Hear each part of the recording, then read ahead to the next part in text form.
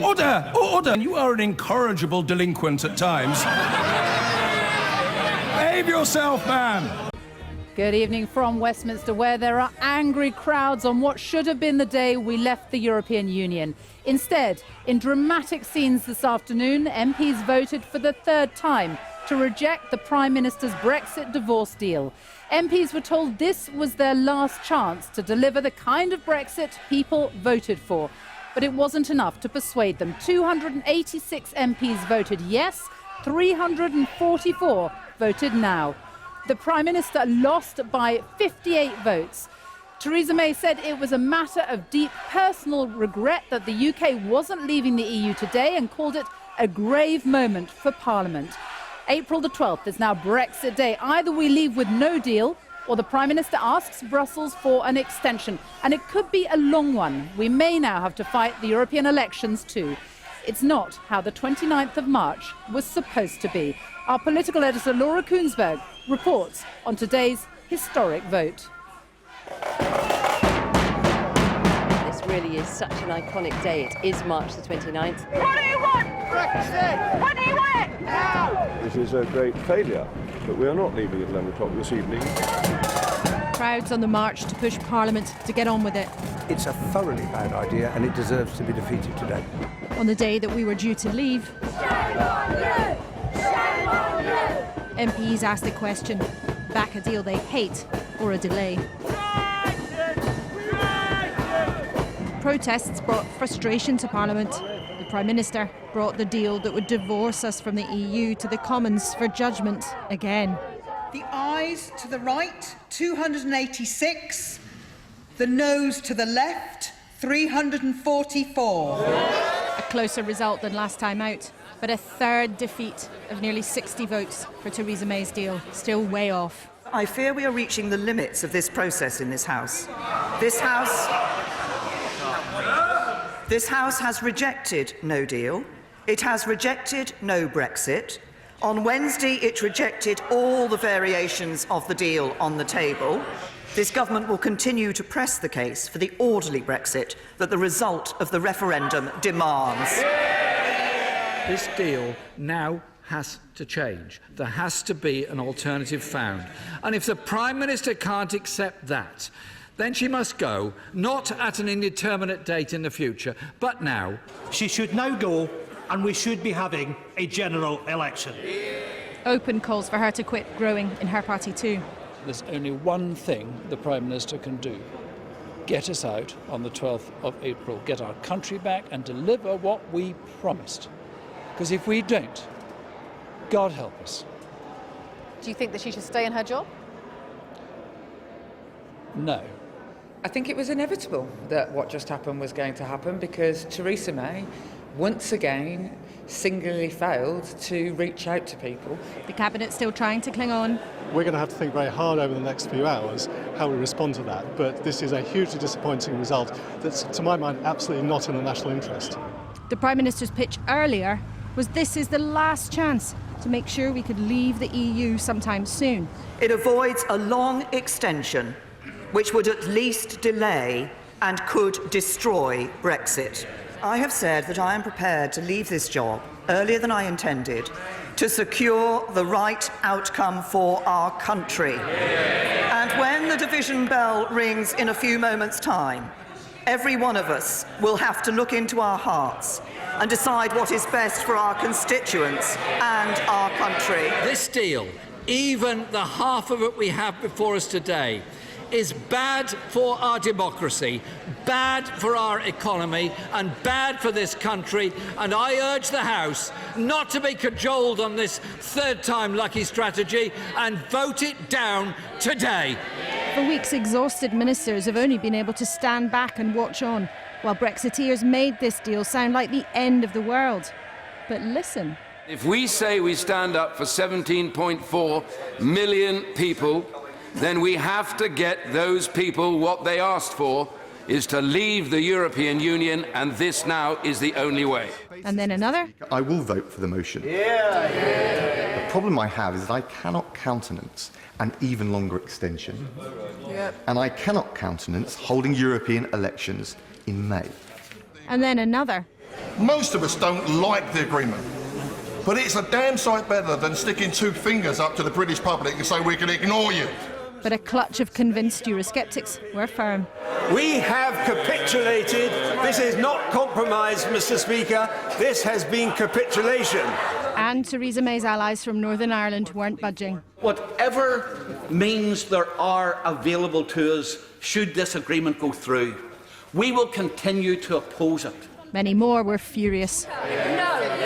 Mr. Speaker, we cannot allow the future of this country to be held to ransom by the never-ending internal Tory psychodrama and people who want to put their own jobs and ambitions before the jobs and ambitions of people in this country. The rainbow of other parties were never going to say yes. We've been ignored, silenced and sidelined. The futures of citizens across Scotland and the rest of the UK held to ransom by right-wing Brexiteers and the DUP. This is nothing more than deceit, duplicity and deception from a government in desperation. So what happens next? Well, tonight even members of the Cabinet aren't sure. If we know anything about Theresa May, it's not impossible that somehow she will come up with another way of trying to get her deal through again.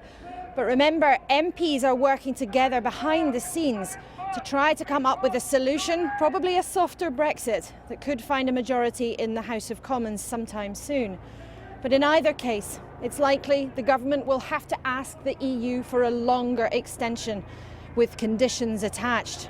But they could say no, in which case we might leave the European Union without a deal in a couple of weeks. As they leave, on the day we were all meant to leave, the question of the country's departure from the EU is far from journey's end. Well, Laura is with me now. We were supposed to be standing here just hours away from leaving the European Union. Now everyone's just wondering, what now? That's right, Sophie. I mean, this has been an extraordinary kind of malfunction of the Prime Minister's plan, is that she failed once to get it through. Well, they thought they could have another go, and with a good chance. That failed. Now on the second and a half attempt, that's gone down as well. And quite understandably, you know, people everywhere, including in Westminster, including even in the Cabinet, are tonight scratching their heads and thinking, how on earth are we going to get out of this hole?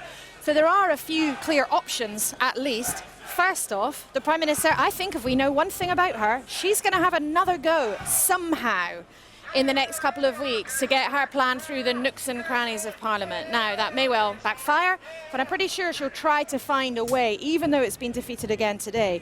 The second option, we know that MPs are busy working behind the scenes to try to find a majority in that place, probably for a softer kind of Brexit, a closer relationship with the EU than the one the Prime Minister has negotiated. That could find a majority and actually get through the House of Commons. Whatever happens, it's very likely that very soon the Prime Minister is going to have to go to Brussels or pick up the phone to Jean-Claude Juncker and say, we need more time. So whatever happens, a long delay is very much on the cards, unless the EU says no, which is possible.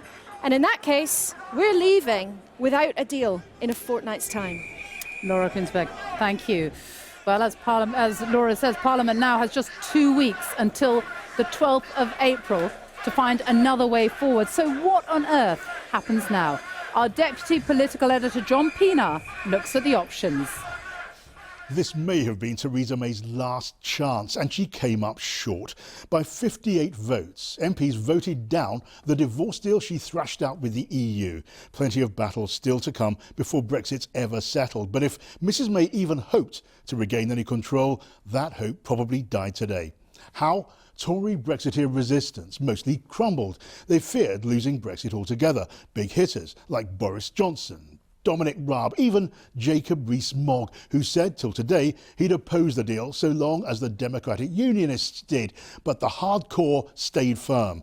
The DUP held out, fearing Northern Ireland could be treated differently to the rest of the UK for the sake of avoiding a hard EU border with Ireland. Jeremy Corbyn's Labour MPs split. 5 reconciled to Brexit backed the deal. Most helped sink it. So now, who's in charge? MPs and cross-party factions are working on their own plans for Brexit. Former Cabinet Minister Oliver Letwin is one of those organising a series of votes for next week, hoping most MPs can agree on one. The options? A Brexit closer to the EU than Mrs May's deal, maybe under the same customs rules, maybe under EU single market rules, so free movement of people could continue, or maybe both. That's been compared to the old European common market. A new referendum is an option, maybe tied to whatever Brexit deal is chosen in the end. And some MPs who oppose leaving with no deal and believe Parliament would never allow it prefer revoking Brexit, calling it off for now or for good. MPs could still take control, ordering the government by law to adopt the plan MPs choose. So Mrs May's next move, assuming she's around long enough, doing nothing's not an option. There'll have to be a Brexit plan made law by a withdrawal agreement bill. MPs could try to force their own plans into that bill. A softer Brexit may well have most support. Could any PM order Tory MPs and ministers how to vote or try? Government discipline has all but collapsed. The next EU summit is set for a week on Wednesday. The EU offered to delay Brexit till May the 22nd if the Prime Minister managed to get the terms of divorce through Parliament. She's failed, so the deadline is set for April the 12th. That's to allow the UK to avoid the European elections. Until there's a final agreement, a no-deal Brexit remains possible. The outcome many fear most, maybe by accident. But the EU may offer a much longer delay. What if MPs demand a new referendum? You thought Brexit was close to being settled? Think again. They say all political careers, all premierships end in failure. Most end in better shape than Theresa May's. She's on the verge of leaving number 10 with her authority shattered, the future of Brexit still in deep doubt, demands growing louder for a general election. It's fair to ask, could any leader have done much better? Either way, there's a long list of contenders keen to move into Downing Street and try. John Pienaar there. So, EU leaders will meet again for an emergency summit on April the 10th to discuss what happens next. Will they grant the UK another extension? Will they insist we now fight the elections for the European Parliament? Uncharted waters indeed. Our Europe editor Katya Adler is in Brussels for us now. And the reaction there, Katya? Well, Sophie, there was no great surprise here that Parliament once again rejected the withdrawal agreement. In fact, I describe the sense here as one of resignation and also defensiveness, the EU wanting to protect itself as much as possible from any future Brexit fallout. And you know that in the past in negotiations, the EU has used the threat of a no-deal Brexit as part of those negotiations. Now EU leaders think that it is an increasingly likely prospect. That's what we heard from Emmanuel Macron of France today. And that's why he and a number of EU leaders are now really questioning whether it makes sense to delay Brexit for that much longer. They look at all the divisions in Parliament, in government, in cabinet, and they wonder whether the UK will ever unite around Brexit. Now, this is not to say that if the Prime Minister comes to that emergency Brexit summit here on the 10th of April, that EU leaders would say no to a longer extension. But what it does mean is that when she leaves the room, there will be a very heated discussion amongst the 27 EU leaders as to whether to extend, how long for, and under what conditions. One thing, as you pointed out, that they are standing firm on is the idea that for a longer extension, the UK would have to take part in European parliamentary elections. Now, why is that? Is this because the EU just wants to make it more difficult for the UK?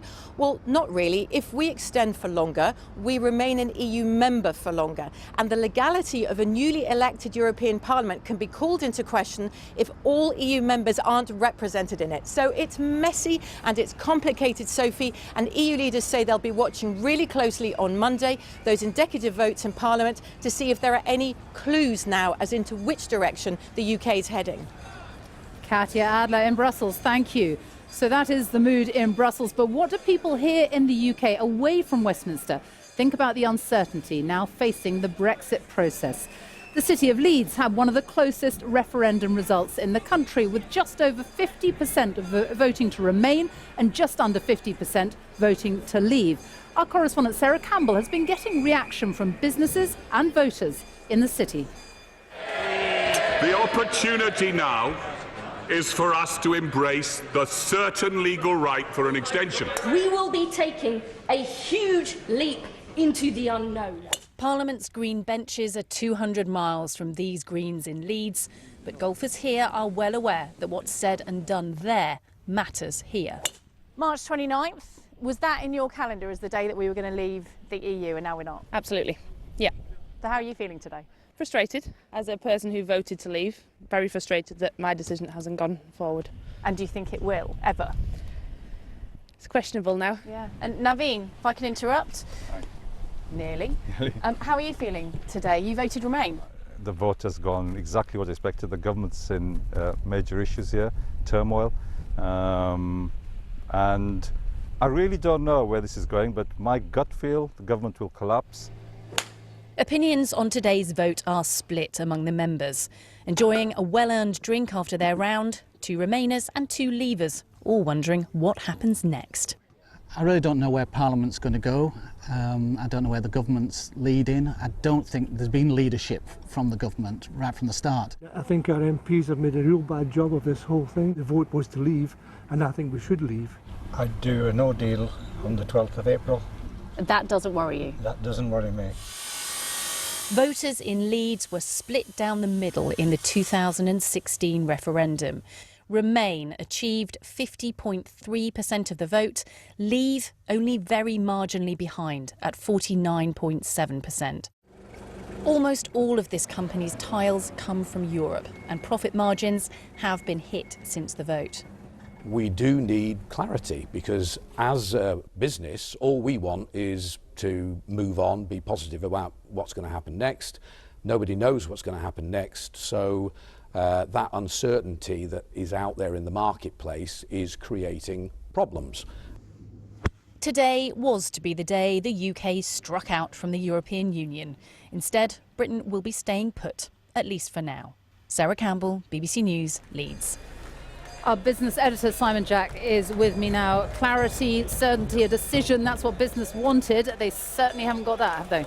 Let me run you through a list of reactions here. Devastated, say the manufacturing group Make UK. Spirit-sapping limbo continues, as the Institute of Directors. Sick and tired, say the Federation of Small Business, where the decision on this is much more nuanced. I think they're sick and tired of firing off responses to a series of votes, a process that they looked at with frustration, anxiety, alarm, and now I sense a kind of weary despair. Now, the thing they're really afraid of is no deal, the bogeyman. Now, the European Commission has come out today and said that is now a likely outcome. However, the financial markets just don't believe that. The pound had a bit of a wobble today, but nowhere near what you would expect if you thought no deal was coming into force. Uninvestable, say it's the SMMT, and I think that's the point. The longer this drags on, the less investment we see in the UK, and we have seen from official figures just this morning, we've had the lowest investment by business in the economy since 2009. So it's not just press releases, it's showing up in the real world. Simon Jack, thank you. Well, as the result of the vote became clear, there were angry boos from many in the crowd here. Large numbers of protesters from both sides descended on Westminster this afternoon to mark what should have been Brexit Day, including the March to Leave procession, which left Sunderland 2 weeks ago. Our special correspondent Lucy Manning has spent the day with people at the protests and sent this report. Brexit!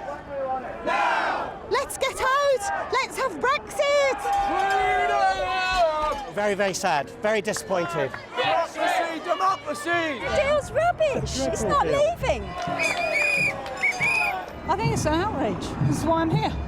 They wanted it, voted for it, won it, but didn't get it.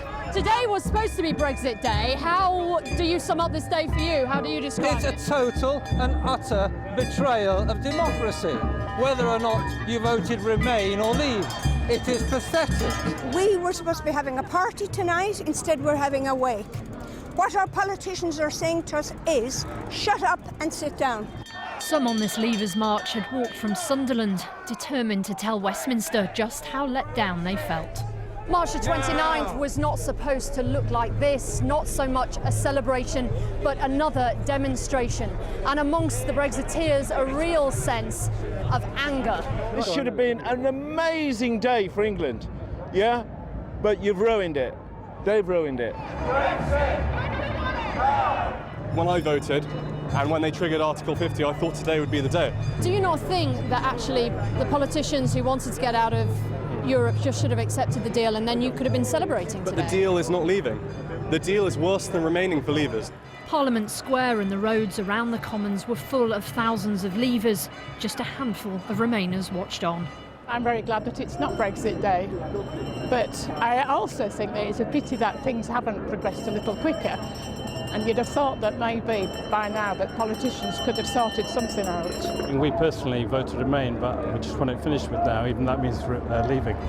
Those who support leaving the most have resisted the deal the hardest. To them, the Prime Minister's Brexit did not mean Brexit. This was supposed to be the day. Who knows when it will come? Lucy Manning, BBC News, Westminster. It was Theresa May's latest roll of the dice, and she lost. The margin of defeat, 58, a little smaller. Some big Tory names switched to back her, but Labour and the DUP held firm. The Prime Minister said it had grave consequences for the UK. Leaving the EU on April the 12th with no deal was now the default position. Parliament is abuzz, with talk of MPs coming up with their own deal based perhaps on remaining in the customs union. But just as loud is talk of the nuclear option, a general election. From Westminster, here's our political correspondent Libby Vina on a day of drama and division. The ayes to the right, 286. The noes to the left, 344. It was the day we were supposed to leave, so all the more humiliating for the Prime Minister to lose yet again. She'd split her deal with MPs voting only on the part that gets us out of the EU, but it wasn't enough. This defeat, she acknowledged, was serious. The implications of the House's decision are grave. The legal default now is that the United Kingdom is due to leave the European Union on the 12th of April, in just 14 days' time. That is not enough time to agree, legislate for and ratify a deal, and yet the House has been clear it will not permit leaving without a deal. Mr. Speaker, I fear we are reaching the limits of this process in this House. This House... The limits was that signalling a general election. Jeremy Corbyn said her time was up. The House has been clear. This deal now has to change. There has to be an alternative found. And if the Prime Minister can't accept that, then she must go, not at an indeterminate date in the future, but now, so that we can decide the future of this country through a general election. One cabinet minister insisted Mrs May should stay for the moment. She is going to have to set the path forward. We cannot simply go in blindly to a situation which MPs voting against today have taken us into. But she has no credibility left. She said that she wouldn't preside over a long delay to Brexit. It is now looking like a long delay. Well, what she's going to have to do in the next few hours is work out the best way forward for the country. She's the kind of person who will always put the country first. Should she go straight away? Well, look, what the Prime Minister does is clearly a matter for her and the Conservative Party, and I'm not going to offer any opinion or advice on that matter. I think that, you know, many colleagues switched their votes today who were deeply concerned about the withdrawal agreement, even as they voted for it, on the basis that she was going to leave and somebody else take over. I don't know what their reaction will be. Among those who switched at the last minute, Jacob Rees-Mogg. He was reserving his judgment. The Prime Minister has made her position clear, but the timing of it, I'm not quite sure about. Brexit! When do we want it? No! For many Leave supporters in the crowds outside Parliament, the vote to scupper Mrs May's deal was seen as another breach of trust. I think they've utterly and absolutely betrayed us. But if they think that we won't vote again because they have betrayed us, they're very much mistaken. Very angry the way the government has treated the people. You know, democracy's dead. Earlier, Mrs May had pleaded for Brexiter rebels to fall into line. There are those who will say the House has rejected every option so far. You'll probably lose, so why bother? I bother because this is the last opportunity to guarantee Brexit. It worked with some. I will vote for the motion. The reality is today I am going to support the government in this. But her offer to quit was a clear deterrent to many Labour MPs. She may have sacrificed her career to put the country first, but there are plenty of people who aim to follow her who've always put themselves first above the country. Some argue a public vote on any deal is the way forward. I think voters will react with absolute despair to what they have seen over recent weeks, and looking at a Prime Minister who's been so rigidly inflexible with her red lines. She absolutely could have got this deal through today if she'd agreed to link it to seeking people's consent. Next week, MPs will try again to reach a consensus on what kind of Brexit they want. But for now, Parliament is deadlocked and the country still divided. Libby Vina, ITV News, Westminster. Our Europe editor James Mates joins me live now from Brussels. James, what's the reaction of the EU been? It's pretty much a two-track approach here. Here at the European Commission, on the day they thought they were going to be hauling down the Union flag for the last time, they are now preparing for a no-deal Brexit in 2 weeks. No deal on April the 12th is now a likely scenario, they say. That's much stronger language, and they're determined to be ready for it. Across the road here at the European Council, which represents the national governments, the talk is about a long extension. President Tusk has called a special summit on the 10th of April, 2 days before the new Brexit day, to discuss that. It's not a done deal at all. France's President Macron, again being very hardline, he said today an extension is neither easy nor automatic. In Dublin, a very different view. They, of course, will be very badly hit by a no-deal Brexit, and their Prime Minister Leo Varadkar says, I believe we must be open to a long extension. He'll be in Paris on Tuesday. We'll have Angela Merkel to Dublin on Thursday, where presumably he's going to try and sell them on that point. There are conditions. It's an absolute must that Britain must take part in the European parliamentary elections and must have a plan, and they must have it by a week on Monday. That's how tight the deadlines are now to avoid no deal. James, thank you. And our political editor, Robert Peston, joins me live from Westminster. First of all, Robert, where does all of this leave the Prime Minister tonight? So the Prime Minister said, as you will have heard, that the implications of MPs rejecting the withdrawal agreement, the divorce terms with the EU, are very grave. And frankly, it's hard not to disagree. As you've just heard from James, the default now is that we leave the EU on April the 12th, in just a fortnight, with no deal, and the cost to our prosperity, many in the government believe, many economists believe, would be very significant indeed. So on Monday, MPs will have another go at coalescing around a different route through this mess, and the one possible option that many think they could support is a customs union. It's the proposal of Ken Clarke. Now, government sources are telling me that if MPs were to back staying in the customs union, that could give the Prime Minister another attempt to get her withdrawal agreement passed, married to that customs union proposal. So you might think that this is a sensible, deliverable way forward, but be under no illusion, this would be a real challenge for the Prime Minister, because it would go against the terms of the Tories' last manifesto. Perhaps half the Tory party would oppose it, perhaps half the cabinet would oppose it. They would have to transgress perhaps one of their most important red lines to get that deal through. But otherwise, the alternative would be either a no-deal Brexit or possibly still no Brexit at all. The stakes could not be higher tonight. Robert, thank you. Well, as always, there's a lot of speculation with Brexit about what might happen. And here for you is what we do know. As Robert was just telling you, on Monday, MPs will take control of the Brexit process again and will hold further votes on options that could point to a way forward. Then, as James just told you, on April the 10th, the EU holds an emergency council meeting of leaders where they could decide to extend the Brexit deadline further. If they don't, the UK is set to leave the EU at 11 p.m. on Friday, April the 12th. If they do, then they will have to take into account EU Parliament elections in late May.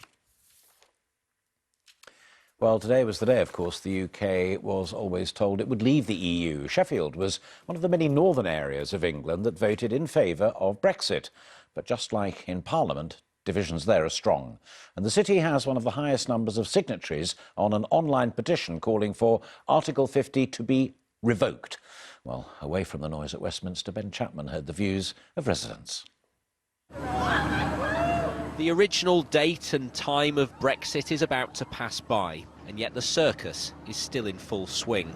Like Parliament, Sheffield was split almost in half by Brexit, but on the city's Division Street this afternoon there was unity in frustration at the lack of progress. They invite us in to have a say and they ask us what we think and how we feel, but then when it comes to actually them making decisions, I don't feel like they take any of it into account. If we worked closer together, instead of like conflicting with ideas, we might have been coming to an agreement a lot sooner, but it just seems to be like two sides fighting against one another.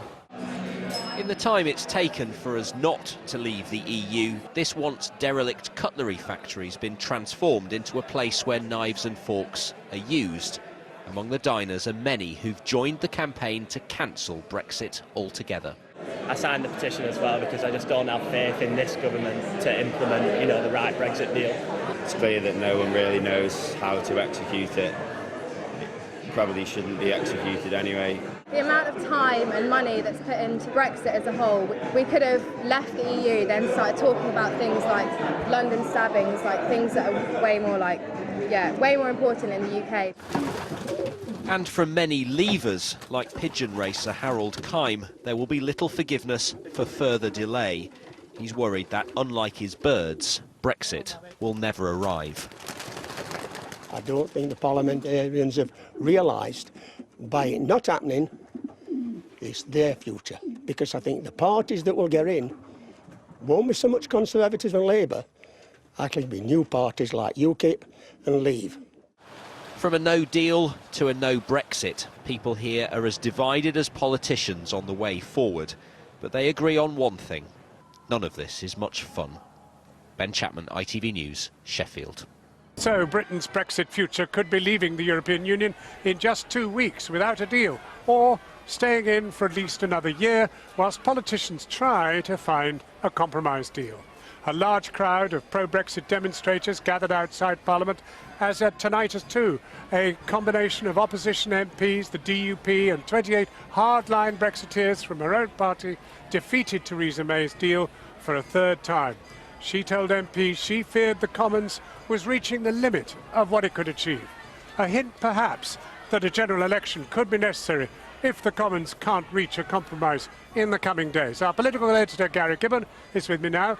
General election? Theresa May gave one phrase that might have made you think that, but let's just stand back. We have been looking for a while. Newspapers keep showing us these sort of decision trees, all the places that the various outcomes could take us. What's happening at the moment is that some big branches are snapping off. Today was meant to be the day that the withdrawal agreement had to be passed if we were to get the short extension to the Brexit date down to May. Under what the EU said, that is now not available, and we are potentially, there could be flexibility in this as yet, but it has not been stated by anyone. We are in the realm of a long extension, potentially. What will Theresa May do in this situation? Well, she did allude to the idea that maybe this House, this Parliament, isn't up to the job. Didn't spell it out, but it was quite clear that what she was talking about there was that there might need to be a parliament, an election to come up with another parliament. Knowing Theresa May, as we've come to over the last few years, she is the sort of person whose instincts will be, even though she lost by a bigger margin than she expected today, her instincts will be to try again. And then we have the MPs' indicative votes process, which comes back on Monday, them trying to look for the sort of solution, and all the signs are that what the sort of solution they would come up with, if they could agree on anything, is the sort of thing that is toxic for her to touch. But she underlined again today that she doesn't want to see us have a disorderly Brexit, which makes you think that she might just think that she could somehow fuse whatever they have come up with to her withdrawal agreement and push it. What we do know is that Europe is tapping its watch impatiently, and Donald Tusk, the European Council President, has said that he wants a plan from Britain in a week on Monday, a clear plan, a detailed plan. And when you go through what I was just explaining, things are looking like in the coming week, it is very hard to see that coming together. This is how a date that was meant to be Brexit, date with Brexit destiny actually turned out to be nothing of the sort. They gathered in front of Parliament on the day they'd hoped to celebrate Brexit, waiting instead for MPs to vote for a third time on Theresa May's Brexit deal. Mid-afternoon, they heard the result. Ayes to the right, 286. The noes to the left, 344. You're kidding. What a shower. Theresa May had hoped to squeeze down her opponents more than this, so there was no clear plan in response, but a clear rebuke to MPs and a threat that this House, this Parliament, may be reaching the end of its useful life. The implications of the House's decision are grave. The legal default now is that the United Kingdom is due to leave the European Union on the 12th of April, in just 14 days' time. That is not enough time to agree, legislate for and ratify a deal, and yet the House has been clear it will not permit leaving without a deal. Mr. Speaker, I fear we are reaching the limits of this process in this House. This House has rejected no deal. It has rejected no Brexit. On Wednesday, it rejected all the variations of the deal on the table. And today, it has rejected approving the withdrawal agreement alone and continuing a process on the future. This government will continue to press the case for the orderly Brexit that the result of the referendum demands. The House has been clear. This deal now has to change. There has to be an alternative found.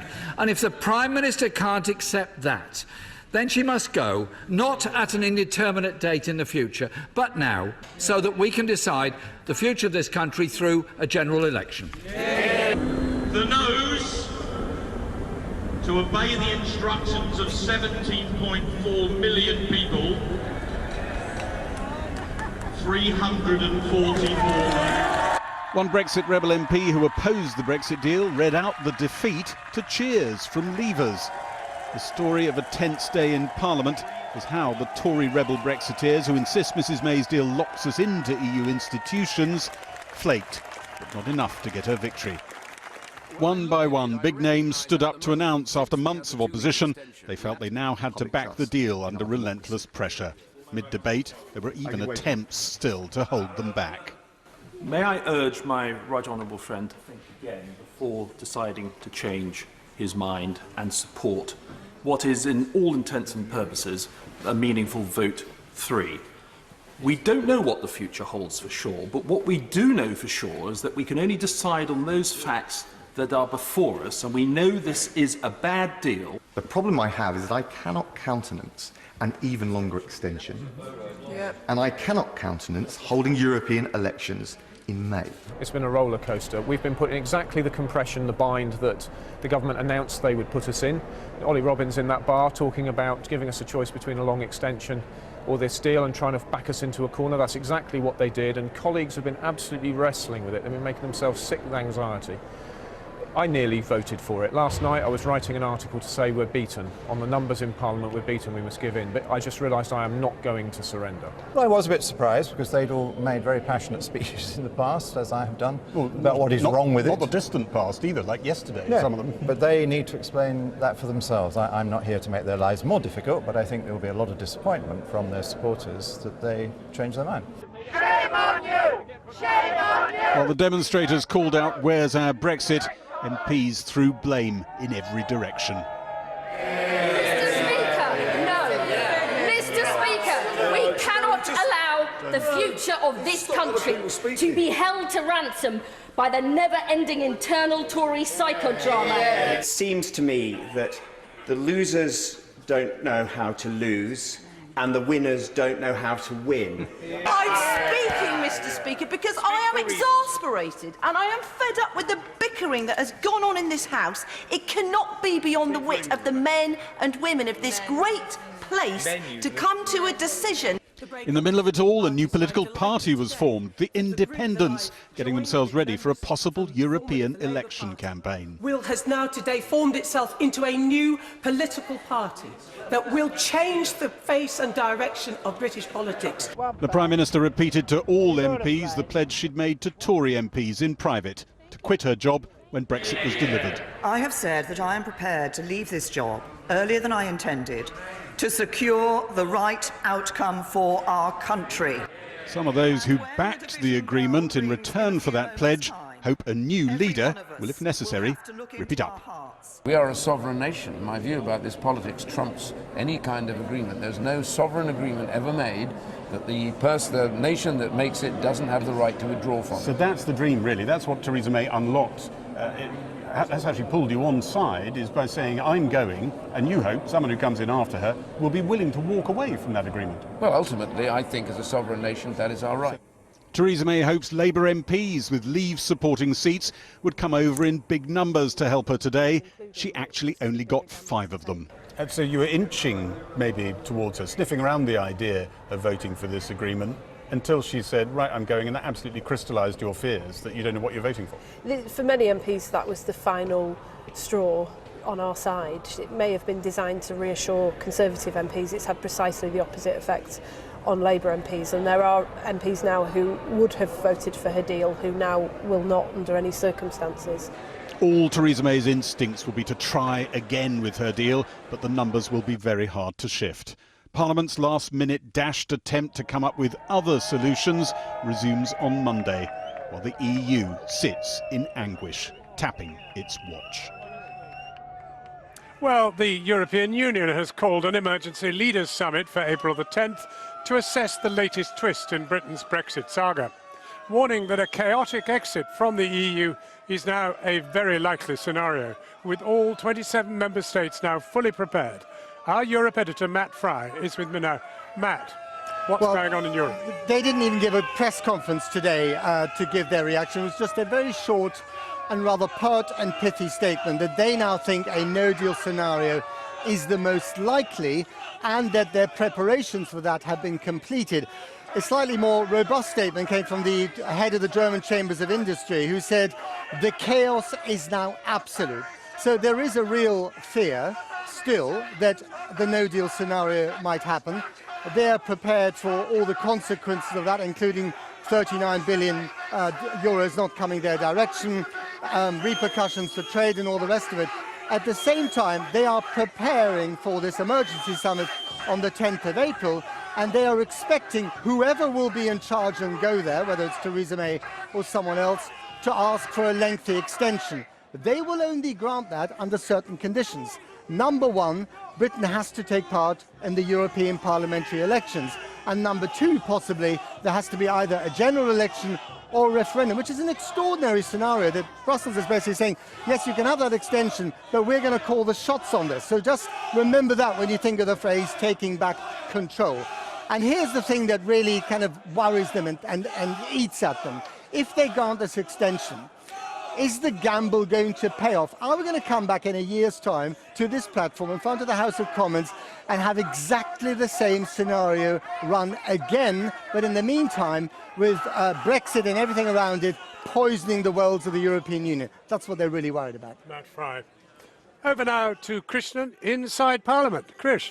Well, good evening from a now very quiet central lobby where I spent the afternoon getting reaction from MPs on all sides. Shortly after the vote, I spoke to Heidi Allen, the new interim leader of the independent group of MPs who've just renamed themselves Change UK. They want to be a political party called that, and Nadhim Zahawi, who's the Children's Minister. The deal is dead. Of course I accept it. I think we have to now look to Parliament to see where the Parliament can coalesce around a particular outcome that we can all get round to have an orderly Brexit. Theresa May seemed to be saying that she'd put the deal again. You know, at the end of her statement there, she said, we'll continue to try and seek our deal. So this deal's going to come back, is it? Well, every option that Parliament rejected when it was put to it, requires a withdrawal agreement. That was what the Prime Minister was saying. So whatever we settle on in the end, and we need to settle the this. withdrawal agreement might come back, but not the political declaration. Well, let's see where Parliament comes out, because clearly at the moment Parliament is not coming together. It's not deciding on a way forward. There are those who want to rerun the referendum, and that's what they'd like to do. I disagree with it. I think it just compounds the uncertainty. Businesses in Stratford-on-Avon do not want another referendum and more uncertainty. We don't know where that ends up. What we do know is it'll be divisive and poisonous, dare I say. Others want a customs union. Would you accept that Brexit with a customs union is Brexit? I don't think it's a good option, because actually it doesn't allow us to negotiate trade deals, to do the things that we promised the British people. In our manifesto, I stood on a manifesto that said we would come out of customs union. I would argue against it. Let's see where Parliament settles. I want to see a settlement to this. And I suppose that's where, and again, the people's vote, to me, all roads and possibilities lead to that, because Nadeem is right, the customs union, for a lot of people who want a hard Brexit, isn't what they're expecting. So if that does end up being the deal that is found as a compromise here, check with the British people if they want it, yes or no. That is the solution to everything, it really is. By the time we have another referendum, less time will have passed between the 2015 election and the 2017 election. We constantly go back to people and say, who do you want to run the country? What do you want to happen now? And people say different things. Yeah. So what's wrong with doing them again? Well, first of all, a referendum is when we actually subcontract being representatives here to the people, because it was difficult. But when they tell us what they want us to do, we ought to deliver it for them, because democracy, that you believe in quite rightly, as does Heidi, requires the consent of the loser. If the loser says, I'm not consenting, I don't want this, what do you do then? What do you say to the people who were victors? Oh, what, we'll try a third time? I disagree. I think it would be, I mean, don't get me wrong, I don't dismiss those concerns. I really understand that. But the point is, it could also, dare I say, be a massive exercise of healing for the country. There are so many people who voted leave last time that now regret it, knowing what the deal's looking like. Young people who weren't able to vote. I think it could be the greatest act of democracy to check. Did you say that you wanted another referendum on the doorstep in 2017, that you wanted to overturn the referendum? I said, even if it was called something else, I wanted us to be in the equivalent of the single market in the customs union, and that would be the only kind of deal I would accept. And if it was going to be damaging to the economy, I wouldn't support it. That's what I said in 17. Did you say that you wanted a second referendum? No, because at that stage we still had time, and I thought the Prime Minister might get us a deal. Do you see the democratic problem with that? I do, 100%. But you said one thing to get elected, and now you're doing something completely different. Yeah, not to get elected, but I suppose the other harsh reality of being an MP, you're elected to make decisions and to take executive decisions based on the facts and the analysis. We can't always make policy based on what people were saying or asking for 2 or 3 years ago. We have to deal with the here and now. And if my constituents don't like it, they are perfectly entitled to boot me out of the dispatch box. But it's that we are, as MPs, we have the trust put in us to deal with the reality of what's on offer. And the reality of what's on offer now in this deal is not what people were expecting when they voted to leave. Nadeem Zahawi, isn't the real problem now that because Theresa May has said she's going, Brexit all depends on who wins the Conservative Party election, leadership election. So today is about the Conservative Party again, rather than the country. Well, let's be clear. The Prime Minister said if her deal goes through, then she will go earlier. Well, her deal didn't go through today, so I absolutely think she should stay and she should see the process through. We are going to be fighting the European elections now, aren't we? Well, that's the reality of the situation. No, not necessarily, because if Parliament next week comes together and we can settle this and have a view as to what we want the way forward, right? Yes. But then we can get out. I would not. I would not vote for us standing in European elections. I cannot do that. I will never do that. No, but you don't. Whether you vote for it or not doesn't matter. We're just talking about the reality. The reality is, if the deal doesn't go through, we're looking at a long extension and taking part in the elections, aren't we? Well, let's get to that. Isn't that the truth? Let's get to that decision when we need to make that decision. It is the beginning, I think, of that political chaos and meltdown that we talked about earlier, which will open the doors for populists, hard left or hard right, to come through and say, these mainstream politicians have failed and have not listened to you. Now you want a different kind of politics, and that's a very bad place for us to be. Nadeem Zahawi and Heidi Allen. Well, I've also been speaking to the Conservative MP and leading Brexiteer, Bernard Jenkin, and I asked him if Theresa May should now resign. She's obviously going to step down shortly. and I would expect that to happen. Should she step down before the European summit on April the 10th? Well, she would carry on as a caretaker Prime Minister while the Conservative Party elects a new leader anyway. So I don't think you should rush your fences on that one. But what I'm saying is, should she be the person taking the decisions at the European summit on April the 10th, which is to decide whether we go into a long delay and fight the European elections and all of that? Well, that would be for a matter. Or should somebody else? That would be a matter for her. But I would expect her to be the Prime Minister that takes the decisions. It's a matter for you, isn't it? It's a matter for all of you in the Conservative Party. I am anticipating to go to her and say, this is what we want. Well, that is an option, but I would expect her to go to the summit and ask for a long extension. So what do you say to the 17.4 million and your Brexiteer colleagues who fear that Brexit is lost now? Well, I think a lot of them are very downhearted. They've been whipped into a frenzy. But are they wrong to think Brexit is lost? I think they're wrong to think that, absolutely wrong to think that. I think the spirit of that referendum result will never go back into the bottle. And if they try and have another referendum without leave on the ballot paper, that would be a catastrophe for democracy. If you think this is a long struggle, why can't you on Monday say agree to a customs union and then say, well, we'll just keep on fighting for everything else? Well, let's Brexit, let's have a customs union, and then we'll keep fighting for more Brexit. But if we have a customs union, it's going to have a backstop, it's going to have the implementation period, it's still going to have all the horrors in the withdrawal agreement. How can you Brexit without a withdrawal agreement when Parliament won't allow you to have a no deal? Well, you're sort of locked in a circle of hell, aren't you? Maybe with this Parliament we are. But so you want an election? I don't want an election. Well, that's the only way to change the Parliament. But I can tell you that the possibility of an early general election is no more or less likely than it would have been if we'd signed the withdrawal agreement. What we will make sure, though, is the Prime Minister of the United Kingdom will have more freedom and more negotiating leverage than if we had signed the withdrawal agreement, and that's in the national interest. I mean, the European Commission have just said that no deal is still a likely scenario on April the 12th. Well, that's music to your ears, isn't it? That is my preferred option. So we could be in that absurd situation of Europe saying, go on, go, walk out the door, and Britain going, no, we don't want to go. Well, bear in mind, we are that cat, aren't we, that makes a big noise and then doesn't want to leave the room. Well, except that this Parliament voted through the European Withdrawal Act, which agreed that we would leave, and it set the legislation that we can leave with or without a withdrawal agreement. Should the Prime Minister do whatever Parliament has a majority for next week? I will not vote for the withdrawal agreement. If other MPs force through the withdrawal agreement, it's not going to be with my support. I'm just saying as a matter of democracy, because it's not voting through the withdrawal agreement on Monday, is it? It's just expressing a preference. If Parliament can manage to come to a majority decision on a form of Brexit, should the government do it? Well, I think it would be a great mistake for the Prime Minister to say, force through her a withdrawal agreement with even more restrictions attached to the withdrawal agreement through the political declaration than are already there. I think it's a bad political declaration. A customs union would make it worse. I'm not going to vote for the withdrawal agreement under any circumstances. Bernard Jenkin.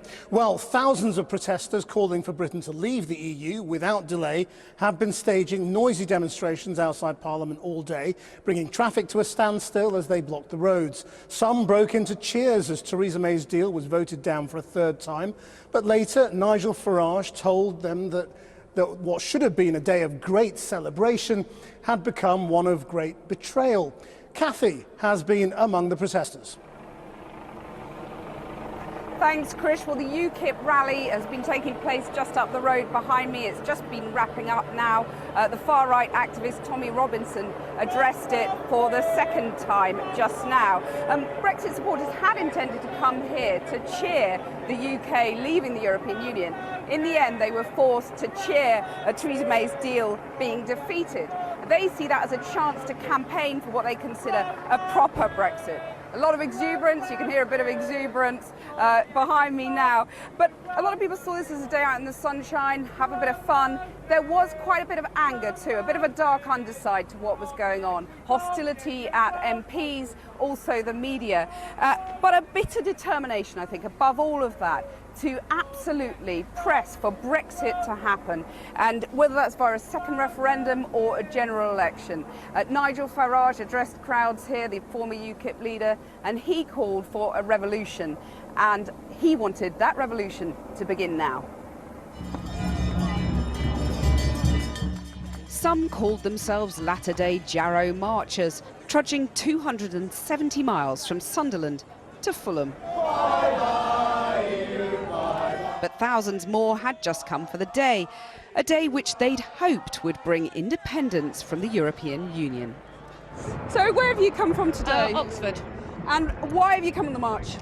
Because we should have been celebrating today, we should have been leaving today, and I am absolutely appalled by what's going on. Never marched in my life, but I feel so angry that I'm definitely marching today.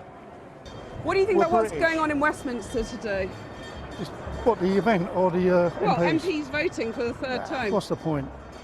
They couldn't organise a drink in a brewery, could they? Let's be honest. Are you not tempted to push MPs to get the deal they can on Brexit rather than waiting and perhaps you won't get Brexit at all? No, we'll get Brexit, don't worry. And what's at stake if We've they waited vote? so long, we'll get it. If we don't get it, our kids will get it. We'll get it. But at the moment it seems that we have a parliament full of Remainers, and we have a parliament that is full of Remainers, and we have a country that voted to leave. So you're pretty angry about that? I'm furious. Where have you come from today? You look very smartly dressed. These women have become a bit of a fixture on the Brexit pilgrimage, but some of the rowdier protesters preferred I interviewed them instead. Why don't you give me an opportunity to say the way you conduct yourself is... We have marched from Sunderland. We were there on the day that the march began. We support Brexit, and we will support anyone who's willing to stand up and deliver the will of the people. Arriving in Parliament Square, a pipe band provided an unusually sectarian soundtrack, punctuated by the now familiar cries of traitors lobbed at MPs and the media. And as news filtered through that Theresa May's deal had been defeated, some rejoicing. Theresa May's deal has been defeated by 58. Yes! Eccentrics, pensioners, old, some young, many were here for a good-natured protest. Others, though, wandered a few hundred yards up the road to hear the far-right activist Tommy Robinson seize the opportunity of a UKIP platform to deliver an Islamophobic rant. It was the ex-English defence leader's appointment as an advisor to UKIP which prompted former leader Nigel Farage to quit the party. Are you concerned that Tommy Robinson's just up the road? He's not my cup of tea. Mr Farage had joined the march today less than a mile from Parliament Square, but the crowd didn't seem to hold that against him. If they force us to fight a second referendum, we'll beat them by a bigger margin. In the shadow of a parliament where MPs appear resolutely unable to deliver Brexit, the people who voted for it are equally resolute that it must happen, come what may. Well, one of the organisations attending today's march in central London was Fishing for Leave, a group that made headlines during the referendum when they sailed a pro-Brexit flotilla up the Thames. They say they represent fishermen opposed to the EU.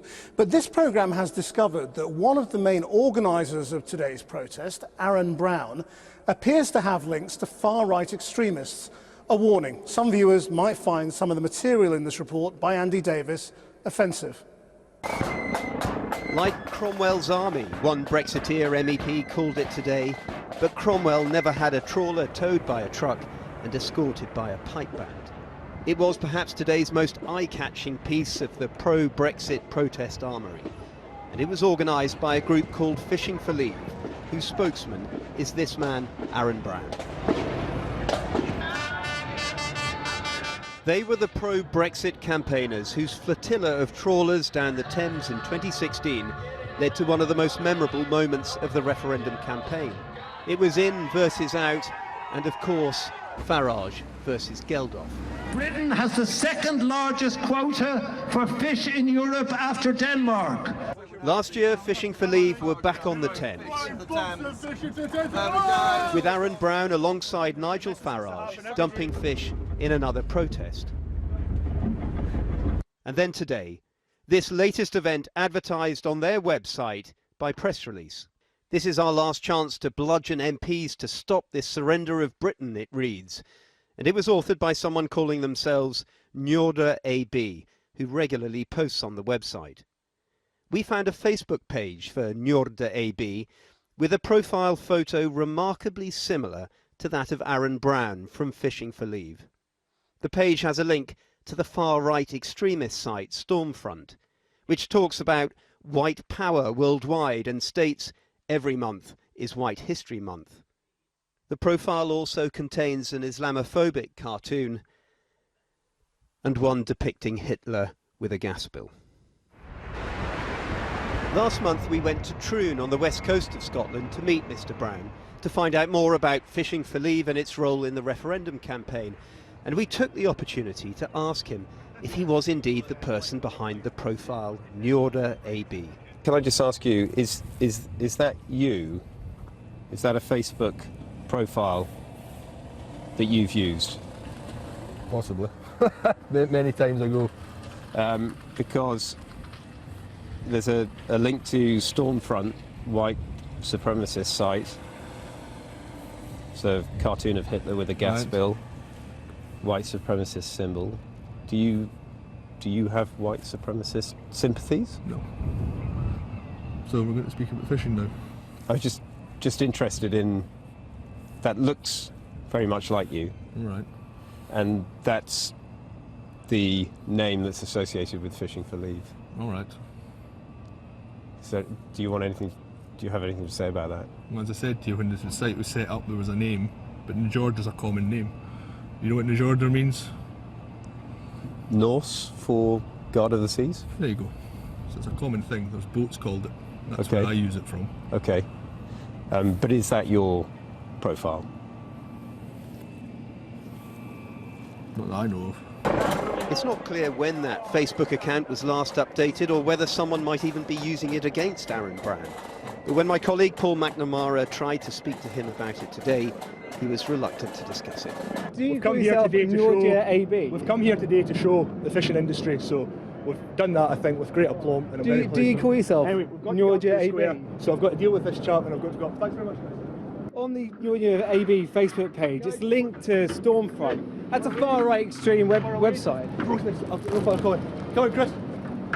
So who is Njorda AB, if not Aaron Brown? And what about another name used by Fishing for Leave and linked to him, Alan Hastings? Not him, he claims. It means they will betray you. Meanwhile, the man who calls himself Tommy Robinson took to the stage in Westminster today, at a time when questions continue to be raised about the role of the far right in UK politics. Andy Davis reporting. Well, for Labour's view on what happened today, I caught up with the Shadow Justice Secretary Richard Burgon, who had earlier said Labour would never support a blindfold Tory Brexit. The Conservative Party chairman is tweeting Labour just blocked Brexit. That's what happened, isn't it? Well, you should stop tweeting and start trying to sort this mess out. It's the third time that this deal has been brought back, third time it's been rejected. The Conservatives used the last nearly 3 years to spend it on internal Conservative Party squabbles. They need to ditch their red lines and quickly get round to what I think could bring people together, which is a soft Brexit. But several Labour frontbenchers defied the party whip, including the party chairman, Ian Lavery. Should they be sacked?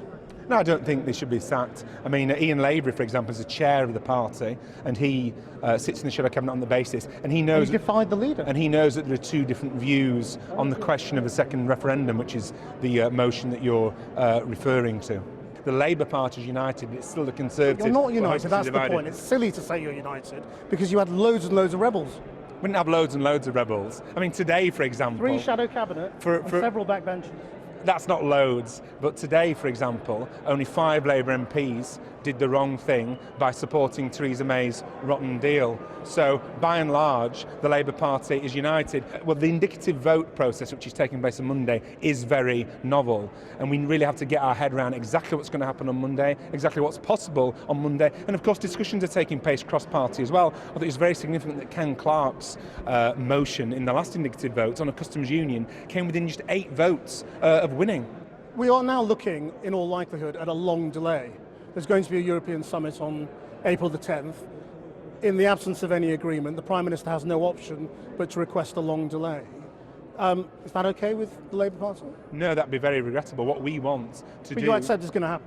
Well, if Theresa May and the Tories don't sort themselves out, that will happen, but that will be their fault. What we need to do now is have the Prime Minister ditch those red lines, and I think get round some kind of soft Brexit. The referendum is now Labour policy, isn't it? So having voted for it this week, I'm sure you'll be voting for it again next week in terms of the indicative votes. You know, do you actually believe in it? Well, Labour Party policy hasn't changed. You'll have seen, no doubt, the letter Jeremy sent out to Labour MPs in advance of the votes on Monday, which said there are certain circumstances in which we would support a second referendum. One is in order to stop a disastrous no-deal Brexit. Two is to stop a disastrous Tory Brexit. Our policy hasn't changed. We're not a referendum in all circumstances party. Well, now there are demonstrators still here outside Parliament shouting through loud hailers. We're going to struggle on through the noise. These wonderful rock star microphones keep most of the noise out. Business leaders today have already expressed their despair at all the continued uncertainty and frustration. Some saying Britain already tarnished reputation has ended the week in tatters.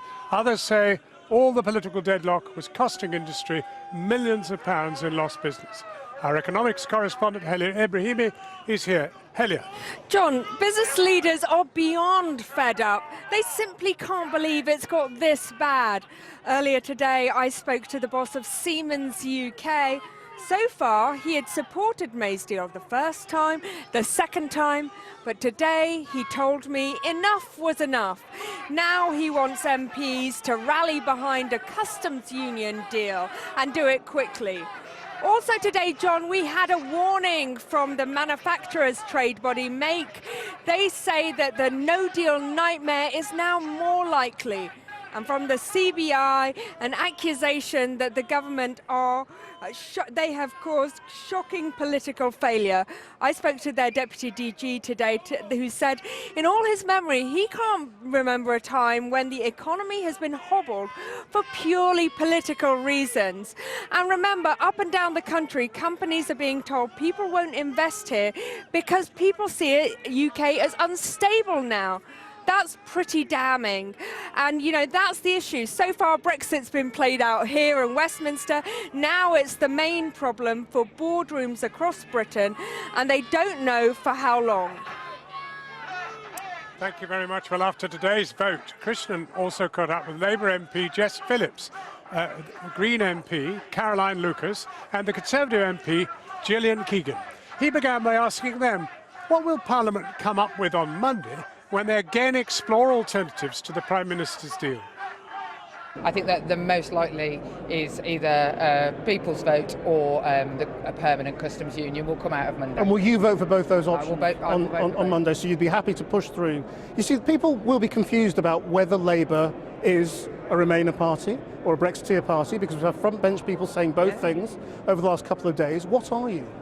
Well, the Labour Party is an internationalist party. It is a European internationalist party. We are a Remainer, and 80% of our membership, 80% of the Parliamentary Labour Party voted for a second referendum. 80% of the membership want it. We are definitely a Remainer party. But you believe still in enacting the result of the referendum? I believe that.